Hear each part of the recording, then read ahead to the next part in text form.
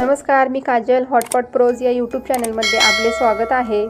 नागपंचमीला महाराष्ट्रामधल्या विविध भागांमध्ये विविध पदार्थ केले जातात, गोडाचे पदार्थ केले जातात। त्यातलाच एक गोडाचा पदार्थ मऊ लुसलुशीत असे पुरणाचे दिंडे आज मी तुम्हाला बनवून दाखवणार आहे, तर व्हिडिओ शेवटपर्यंत नक्की बघा।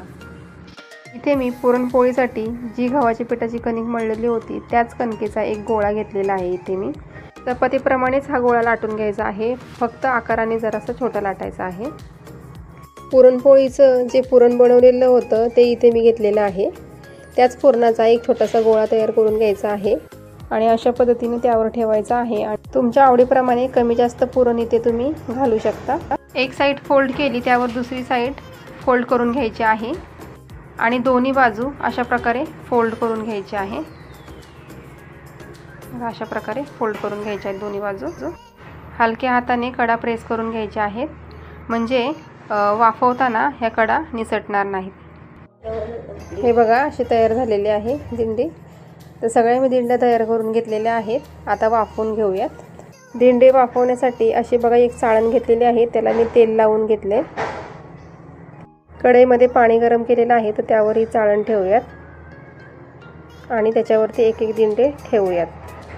तुमच्याकडे जर हळदीचं पान असेल ना, तर हळदीच्या पानावरती हे दिंडे वाफवून घ्या। हळदीच्या पानांचा फ्लेवर खूप छान येतो या दिंड्यांना आणि खूप टेस्ट छान लागते। माझ्याकडे आता अवेलेबल नव्हतं, त्यामुळे मी अशीच वाफवून घेते। असं झाकण ठेवून वाफवून घेऊयात 10 ते 15 मिनटं। बघा 10-15 मिनटं झालेले आहेत, तर दिंडे मस्त वाफलेले आहेत।